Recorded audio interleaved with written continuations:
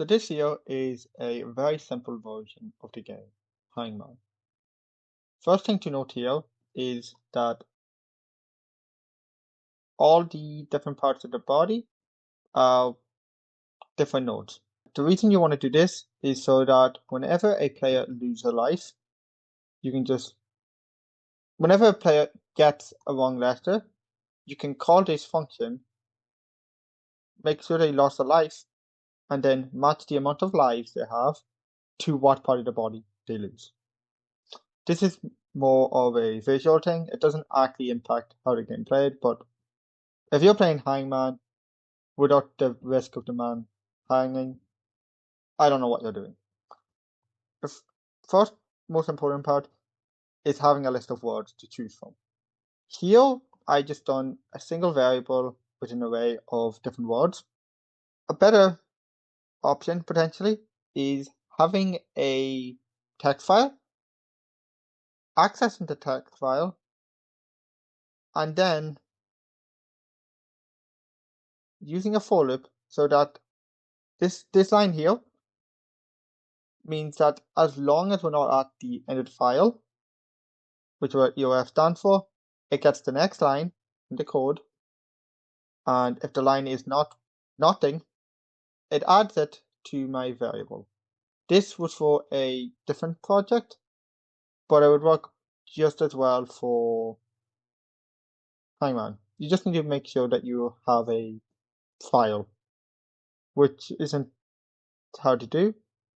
If you want, all you have to do is file path, give it a name, access the file, and if it's not null, but yeah, one way or another, you get a list of words. Next, you want to make sure you have a variable to tell you what the picked word is, as well as what letters were used. Now, I made sure to have a revealed so far variable. This here was the easiest way I could think of making it so that any letter you get appears in the word here. And then there's the live system, which is mainly for tracking which part of the body to show. Next, we want the picked word to be one of the word in our options at random. I made sure to make the picked word uppercase. That was mainly so I don't get confused and accidentally mess things up. You don't necessarily need to do that. Next, we have the revealed so far variable, which all this line does is whatever word we picked, we have a dash character repeated, but the size of the word. So if it's dog, that's 3 letters, so it'd be 3 dashes. If it's winter, that'd be 6 dashes. Simple as, and then we make the word dot text equal the revealed so far word, which simple enough. It's just what's shown here. You'll notice here that the logic isn't done in the physics process. Yeah, if you're doing it in the physics process, I don't know how you're doing it, but it's much easier to just do it in a input function. This is a built-in function as well, as you can see from this arrow here. And here we first check if the game's over, because if the game's over, we don't care about your inputs anymore. Next, we check that the event is an input event key, basically saying, hey, check that this is a key from your keyboard. Next, we check that the event is not an echo, which is basically when you hold down a button long enough that it repeats itself. But we also make sure that the event is pressed, which is saying, because technically it could not be an echo, but we could be letting go of a button, and this would also trigger it. We don't really want that. This bit here is where it gets confusing and why I actually thought to make this video. First, we get the Unicode of the event. Because we know it's an input key, we can do all this.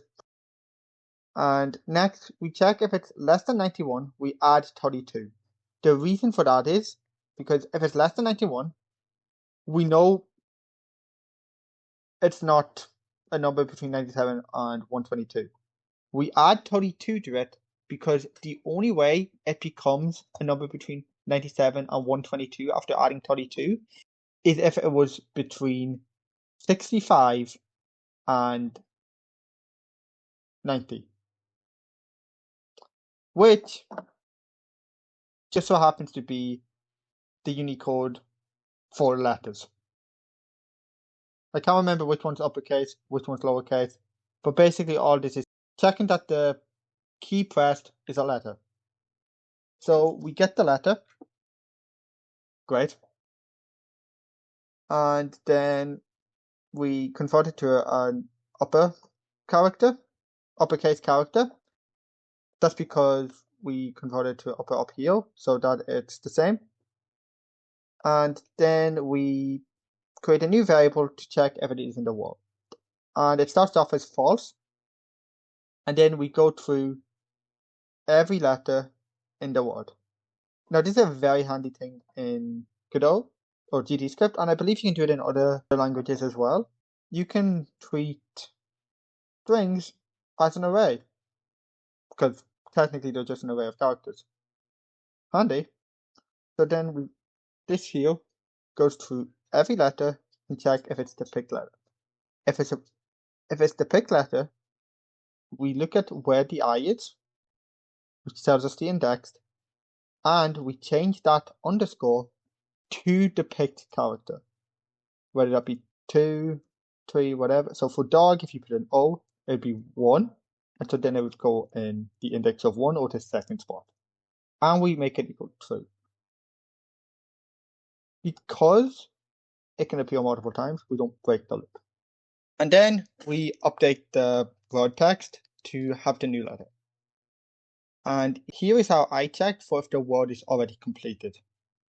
If revealed so far contains an underscore or a dash, then the game's not beaten. But if it doesn't, I'm going to presume the game's beaten. And this here is just outside logic for the game I was working on, for the game jam. And then some win text, which is always nice when you acknowledge you win. And then here we have, if it's not in the word, so if the letter was not used, then we first check that the letter we picked did not appear in the used letters already. Technically, it might be better to do this check first. I don't know. I wasn't thinking much when I wrote this. And then we append it to the array, and then we add the letter chosen to the label.text, which is over here. So basically, we'll have A, C, and that's the point of it. Now to show that this actually works, D, G, O. Now we have a four-letter word, E, okay, that's wrong, A, that's wrong. No matter what we choose, it works, even if we choose wrong. And now, what you could do is, once the game's over, just change this text to be the word chosen to reveal it. That's not hard to do. We have the function here, which when you're lost, so when you lose, not only does it add the text, it minuses 1 to the lives count, and then the add part. All you'd have to do here is this, and simple as, just like that, it tells us the end word. So yeah, hope you found that informative. And yeah, if you want, I can showcase Minesweeper next, I guess. Hopefully next week I'll actually have a video planned though.